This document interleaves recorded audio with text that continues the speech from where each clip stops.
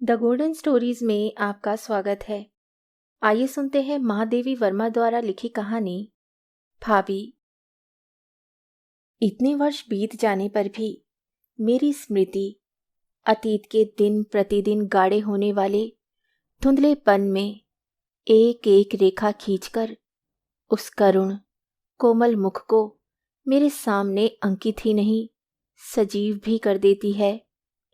छोटे गोल मुख की तुलना में कुछ अधिक चौड़ा लगने वाला, पर दो काली रूखी लटों से सीमित ललाट बचपन और प्रौढ़ता को एक साथ अपने भीतर बंद कर लेने का प्रयास सा करती हुई लंबी बरौनियों वाली भारी पलकें और उनकी छाया में डबडबाती हुई सी आंखें उस छोटे मुख के लिए भी कुछ छोटी सीधी सी नाक और मानो अपने ऊपर छपी हुई हंसी से विस्मित होकर कुछ खुले रहने वाले होठ समय के प्रवाह से फीके भर हो सके हैं, धुल नहीं सके करके सब उजले मैले सहज कठिन कामों के कारण मलिन रेखा जाल से गुथी और अपनी शेष लाली को कहीं छिपा रखने का प्रयत्न सा करती हुई कहीं कोमल कहीं कठोर हथेलियां काली रेखाओं में जड़े कांतिहीन नखों से कुछ भारी जान पड़ने वाली पतली उंगलियां हाथों का बोझ संभालने में भी असमर्थ सी दुर्बल रूखी पर गोर बाहें और मारवाड़ी लहंगे के भारी घेर से थकित से एक सहज सुकुमारता का आभास देते हुए कुछ लंबी उंगलियों वाले दो छोटे छोटे पैर जिनकी एड़ियों में आंगन की मिट्टी की रेखा मटमैले महावर्षी लगती थी। भला भुलाए भी कैसे जा सकते हैं। उन हाथों ने बचपन में न जाने कितनी बार मेरे उलझे बाल सुलझाकर बड़ी कोमलता से बांध दिए थे। वे पैर ना जाने कितनी बार अपनी सीखी हुई गंभीरता भूलकर मेरे लिए द्वार खोलने आंगन में एक ओर से दूसरी ओर दौड़े थे। किस तरह मेरी अबोध अष्टवर्षीय बुद्धि ने उससे भाभी का संबंध जोड़ लिया था, यह अब बताना कठिन है। मेरी अनेक सहपाठनियों के बहुत अच्छी भाभियां थीं।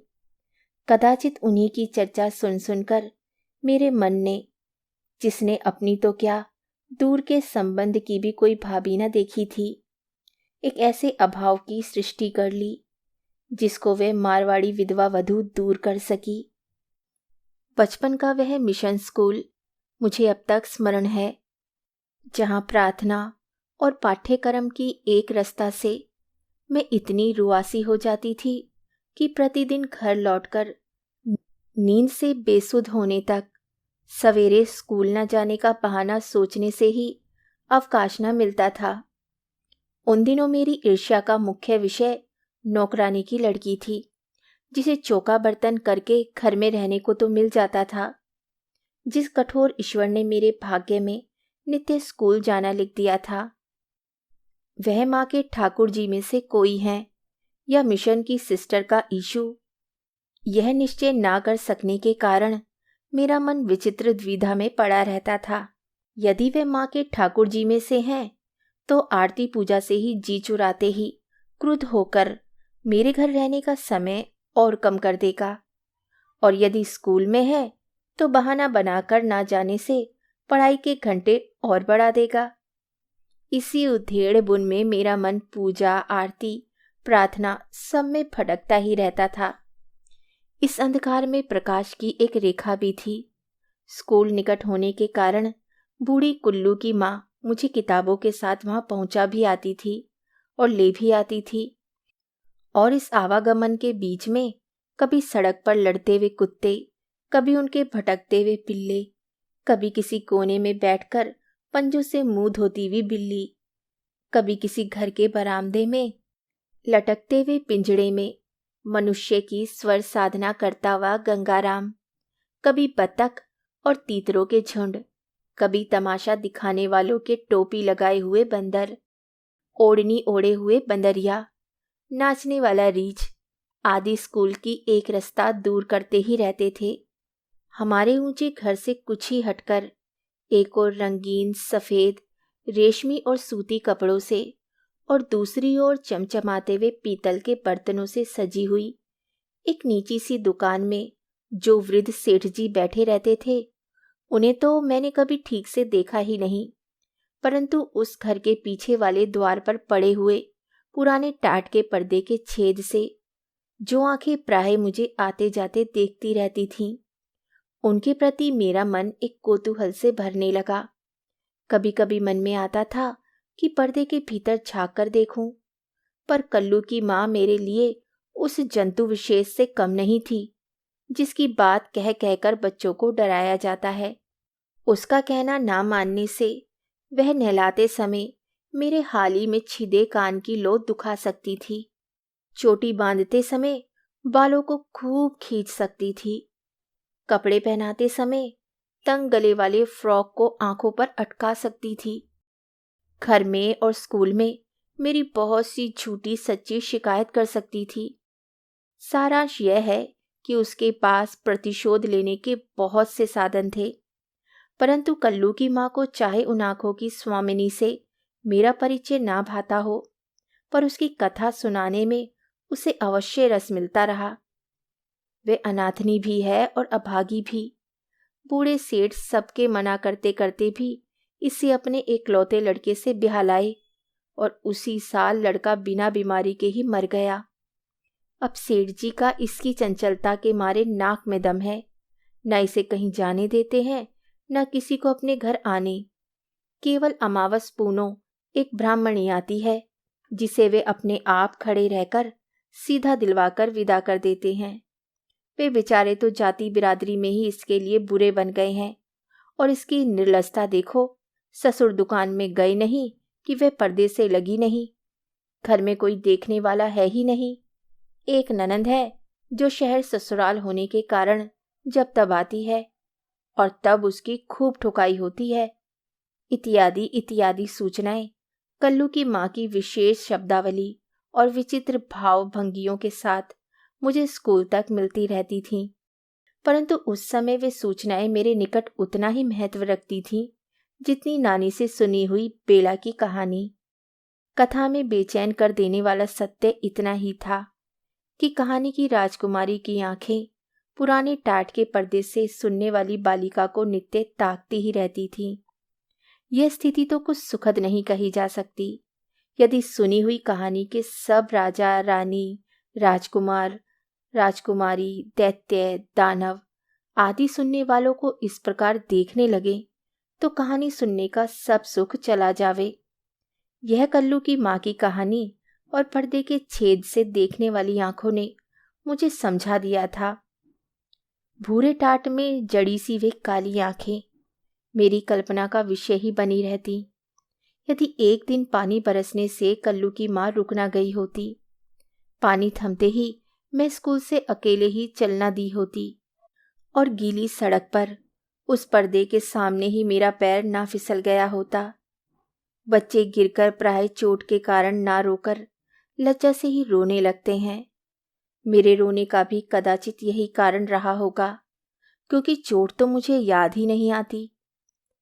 कह नहीं सकती कि पर्दे से निकलकर कब उन आंखों की स्वामिनी ने मुझे आंगन में खींच लिया, परंतु सहसा विस्मय से मेरी रुलाई रुक गई। एक दुर्बल पर सुकुमार बालिका जैसी स्त्री अपने अंचल से मेरे हाथ और कपड़ों का कीचड़ मिला पानी पहुंच रही थी और भीतर दलान से वृद्ध सेठ का कुछ विस्मित स्वर कह रहा था, अरे यह तो वर्मा साहब की बाई है। उसी दिन से वह घर, जिसमें ना एक भी झरोका था, न रोशनदान, न एक भी नौकर दिखाई देता था, न अतिथि और न एक भी पशु रहता था, न पक्षी, मेरे लिए एक आकर्षण बनने लगा। उस समाधि जैसे घर में लोहे के प्राचीर से घिरे फूल के समान वह किशोरी बालिका बिना किसी संगी साथी, बिना किसी प्रकार के आमोद प्रमोद के मानो निरंतर वृद्धा होने की साधना में लीन थी। वृद्ध एक ही समय भोजन करते हैं और वह तो विधवा ठहरी। दूसरे समय भोजन करना ही यह प्रमाणित कर देने के लिए पर्याप्त था कि उनका मन विधवा के संयम प्रधान जीवन से ऊबकर किसी विपरीत दिशा में जा रहा है। प्राय निराहार और निरंतर मिताहार से दुर्बल देह से वे कितना परिश्रम करती थी, यह मेरी बालक बुद्धि से भी छिपाना रहता था। जिस प्रकार उसका खंडर, जैसे घर और लंबे चौड़े आंगन को बैठ बैठ कर बुहारना, आंगन के कुएं से अपने और ससुर के स्नान के लिए ठहर ठहर कर पानी खींचना और धोबी के अभाव में मैले कपड़ों को काठ की मोगरी से पीटते हुए रुक रुक कर साफ करना मेरी हंसी का साधन बनता था।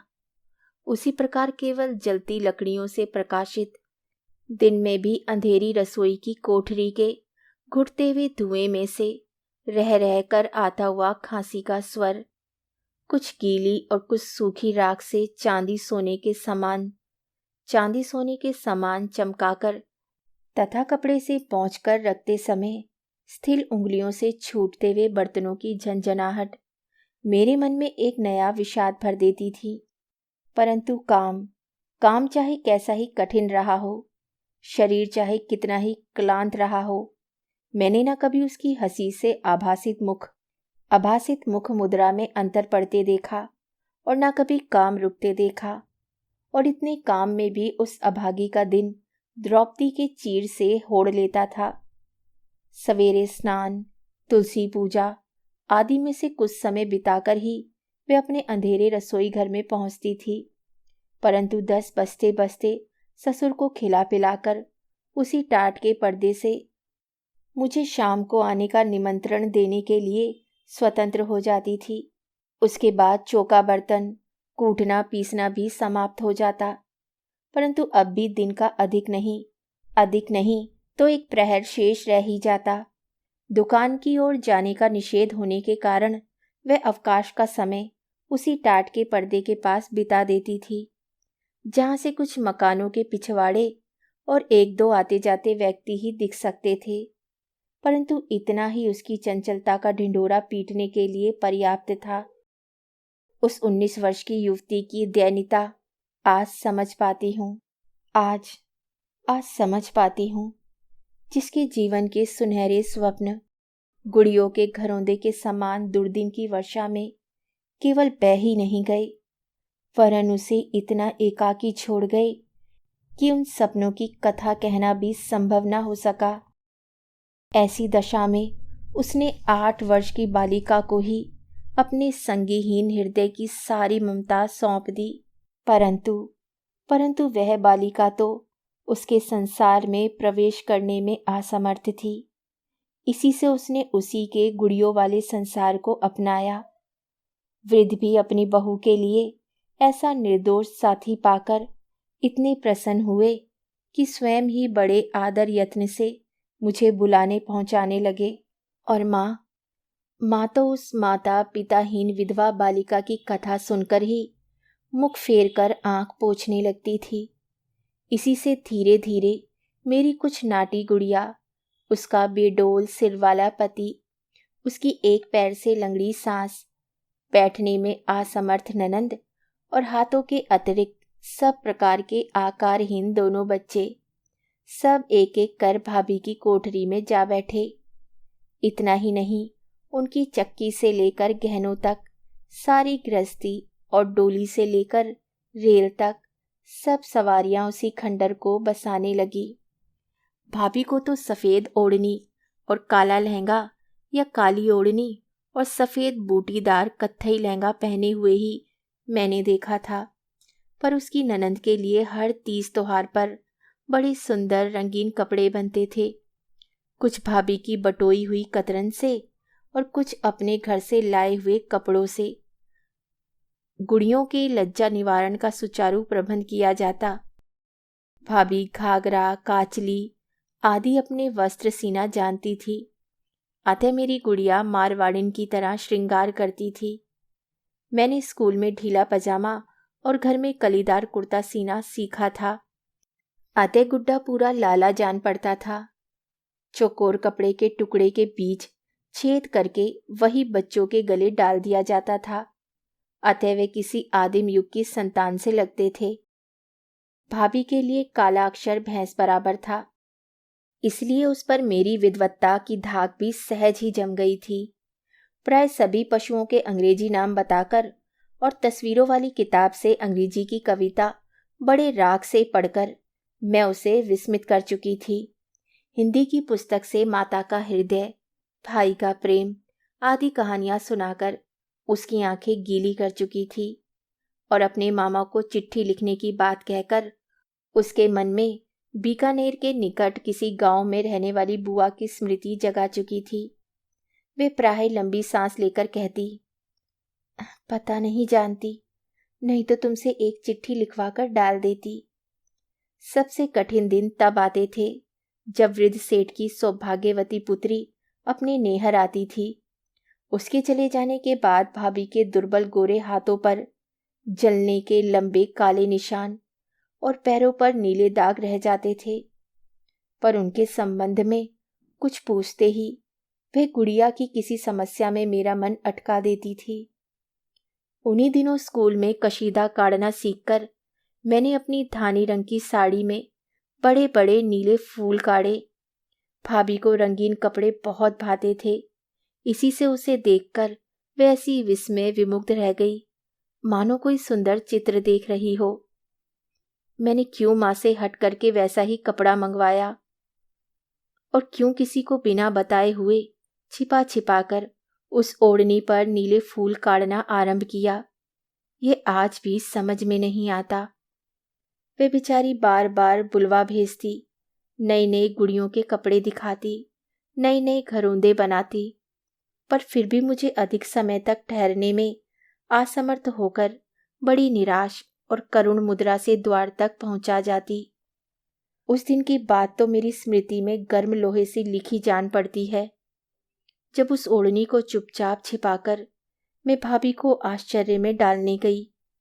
शायद सावन की तीज थी, क्योंकि स्कूल के सीधे साधे बिना चमक दमक वाले कपड़ों के स्थान में मुझे गोटा लगी हुई लहरिए की साड़ी पहनने को मिली थी और सवेरे पढ़ने बैठने की बात ना कहकर माँ ने हाथों में मेहंदी भी लगा दी थी। वह दालान में दरवाजे की ओर पीठ किए बैठी हुई बीन रही थी। इसी से जब दबे पांव जाकर मैंने उस ओढ़नी को खोलकर उसके सिर पर डाल दिया तो वे हड़बड़ाकर उठ बैठी। रंगों पर उसके प्राण जाते ही थे। उस पर मैंने गुड़ियों और खिलौनों से दूर अकेले बैठे बैठे अपने नन्हे हाथों से उसके लिए उतनी लंबी चौड़ी ओढ़नी काढ़ी थी। आश्चर्य नहीं कि वह क्षण भर के लिए अपनी उस स्थिति को भूल गई जिसमें ऐसे रंगीन वस्त्र वर्जित थे और नए खिलौने से प्रसन्न बालिका के समान एक बेसुध पन में उसे ओढ़ मेरी ठुड्डी पकड़कर खिलखिला पड़ी। और जब किसी का विस्मय विजड़ित बींदनी यानी कि बहू सुनकर उसकी सुधी लौटी, तब हतबुद्धि सी ससुर मानो गिरने से बचने के लिए चौखट का सहारा ले रहे थे और क्रोध से जलते अंगारे जैसी आंखों वाली खुली तलवार सी कठोर ननंद दहली के आगे पैर बढ़ा चुकी थी। अवश्य ही तीज रही होगी, क्योंकि वृद्ध स्वयं पुत्री को लेने गए थे। इसके उपरांत जो हुआ वह तो स्मृति के लिए भी अधिक करुण है। क्रूरता का वैसा प्रदर्शन मैंने फिर कभी नहीं देखा। बचाने का कोई उपाय न देखकर ही कदाचित मैंने जोर जोर से रोना आरंभ किया, परंतु बस तो वह तब सकी जब मन से ही नहीं शरीर से भी बेसुध हो गई। वृद्ध मुझे कैसे घर पहुंचा गए, घबराहट से मैं कितने दिन ज्वर में पड़ी रही, ये सब तो गहरे कोहरे में छिप गया है। परंतु बहुत दिनों के बाद जब मैंने फिर उसे देखा, तब उन बचपन भरी आंखों में विषाद का गाढ़ा रंग चढ़ चुका था और वह ओठ जिन पर छपी सी हंसी जान पड़ती थी, ऐसे कांपते थे मानो भीतर का क्रंदन रोकने के प्रयास से थक गए हों। उस एक घटना से बालिका प्रौढ़ हो गई थी। और युवती वृद्धा। फिर तो हम लोग इंदौर से चले ही आए और एक एक करके अनेक वर्ष बीत जाने पर ही मैं इस योग्य बन सकी कि उसकी कुछ खोज खबर ले सकूं। पता लगा कि छोटी दुकान के स्थान में एक विशाल अट्टालिका वर्षों पहले खड़ी हो चुकी है।